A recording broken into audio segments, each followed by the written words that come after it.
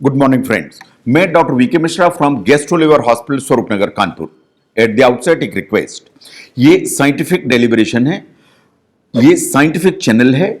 मैं रिक्वेस्ट करूंगा कि आप इसे सब्सक्राइब करें, इस वीडियो को शेयर करें ताकि ये जानकारी ज्यादा से ज्यादा लोगों तक भेजी जा सके।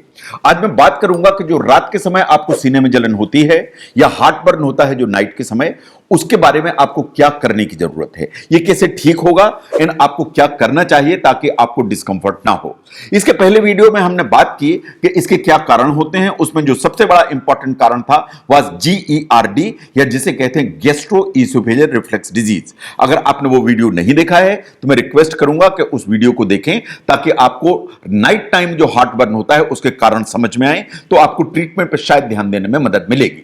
नाउ अगर हम नाइट टाइम में जो हार्ट बर्न होता है उसको ट्रीटमेंट को ध्यान से देखें, तो अगर आपको यह प्रॉब्लम कभी कभी होती है, ये आपको जो ना रोज रोज की प्रॉब्लम नहीं है, आपको हफ्ते में एक बार होती है, 15 दिन में एक बार होती है, महीने भर में एक बार होती है, तो शायद आपको रेगुलर मेडिकेशन की जरूरत नहीं है। अगर ये प्रॉब्लम आपको कभी कभी होती है तो वास्तव में जो एंटासिड नाम की जो दवाइयां हैं ये आपको मदद करती हैं। आपको एंटासिड अपने घर में रखने चाहिए so that if there is a problem कि आपको रात में इस तरह की जलन हुई और आपकी नींद खुल गई तो आप एंटासिड लें, तो जिसके चलते जो एसिड है वो वास्तव में न्यूट्रलाइज हो जाएगा। जो एंटासिड्स होते हैं वो जो एसिड है उसको न्यूट्रलाइज करके चलते हैं। जो एंटासिड्स होते हैं वास्तव में उनमें क्या होता है, उनमें कैल्शियम कार्बोनेट होता है, उनमें मैग्नीशियम हाइड्रोक्साइड होता है, उनमें सोडियम बाइकार्बोनेट होता है। इन कुछ ऐसे हैं जिनमें बिस्मथ सब सैलिसिलेट होता है। ये वास्तव में हमारी जो खाने की नली है इसको कोट करते हैं, नंबर 1। और नंबर 2, जो हमारे पेट के अंदर एसिड है उसको न्यूट्रलाइज कर देते हैं और हमारे पेट के अंदर का जो पीएच है उसको बढ़ा देते हैं।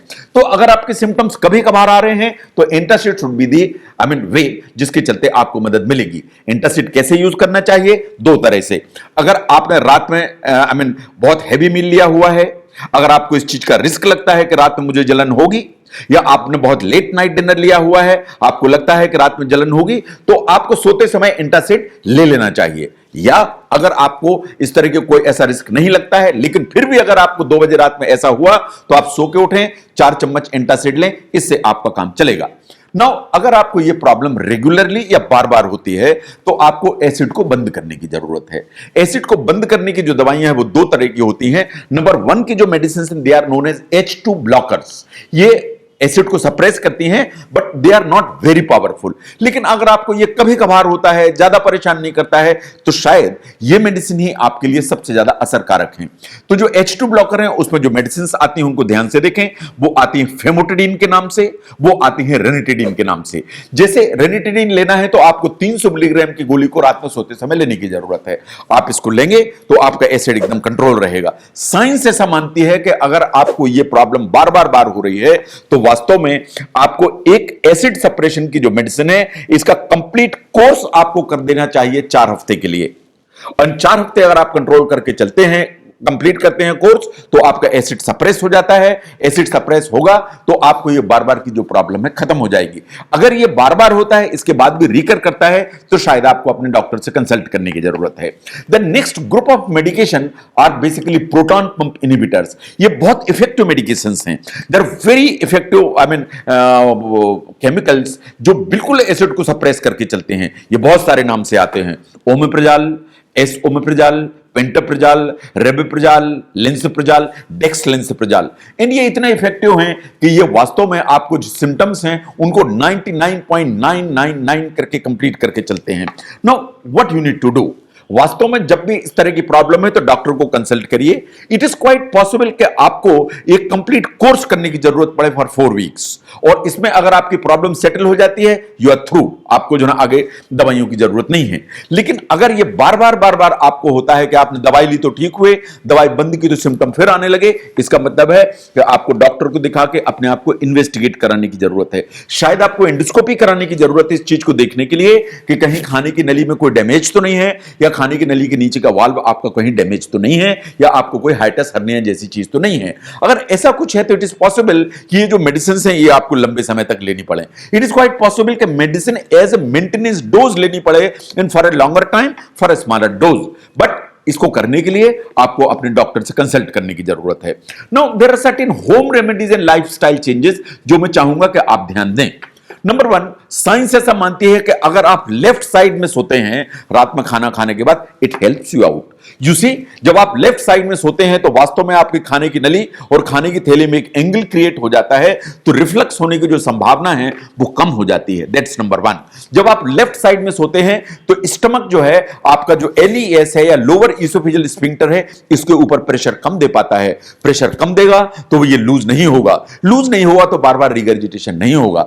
नंबर तीन, जो आप लेफ्ट साइड में सोते हैं तो खाने की थैली का जो एरिया है लेफ्ट साइड में, that is known as fundus. जो फंडस है उसका एकोमोडेशन, फंडस रिलैक्सेशन, ये हेल्प करते हैं क्योंकि खाने का काफी जो मात्रा है वो फंडस में जाके कलेक्ट होती है, एंड आपका जो एलईएस है या लोअर इसोफेजियल स्फिंक्टर है, इसके ऊपर प्रेशर नहीं दे पाती है। The third one basically is the elevating head and chest. देखिए, सिर्फ तकिया लगाने से काम नहीं चलेगा कि मैंने 3 तकिए लगा लिए, सिर को ऊपर कर लिया, गर्दन ऊपर कर ली, इससे कुछ नहीं होगा।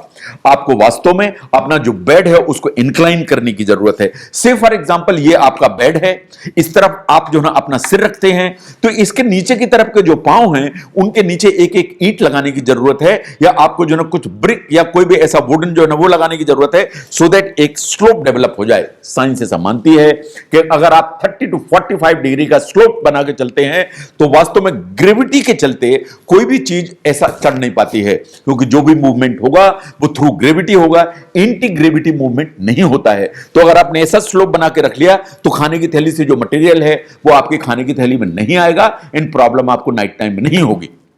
Now the next is the weight loss. This is one of the very important issues. अगर आपका जो BMI है वो 30 से ज्यादा है, अगर आपको सेंट्रल ओबेसिटी है, अगर आपके वेस्ट की जो सरकमफ्रेंस है वो 40 इंच से ज्यादा है, अगर ऐसा कुछ है तो वास्तव में ये ओबेसिटी की श्रेणी में है। साइंस ऐसा मानती है कि अगर आप ओबीस हैं, आपको बार बार सीने में जलन हो रही है, तो आपको अपना 10% वजन कम करने की जरूरत है। जब तक आप 10% वेट रिड्यूस नहीं करेंगे ये प्रॉब्लम आपकी सेटल नहीं होगी। तो इसलिए weight loss is one of the important suggestion. Now look at the tight clothing. Science ऐसा मानती है कि अगर आपको थोड़ी सी भी सेंट्रल ओबेसिटी है और अगर आप बहुत टाइट कपड़े पहनते हैं, टाइट बेल्ट बांधते हैं, आप टाइट पैंट पहनते हैं, तो ये वास्तव में जो टाइटनेस है, ये रेस्ट्रिक्टिव क्लोथिंग जो होती है, ये आपके एब्डोमेन के ऊपर प्रेशर क्रिएट करती है। ये जो प्रेशर क्रिएट करती है ये आपके स्टमक के ऊपर प्रेशर क्रिएट करती है। इन स्टमक इन उसके कंटेंट्स ऊपर की तरफ पुश होते हैं, इन वो जो पुश होते हैं तो जो वाल्व है उसके थ्रू जो एसिड है वो आपके खाने की नली में आता है, और जब खाने की नली में आएगा तो आपको यहां पे जलन होगी और आधी रात में आपकी नींद खुल जाएगी इसके चलते।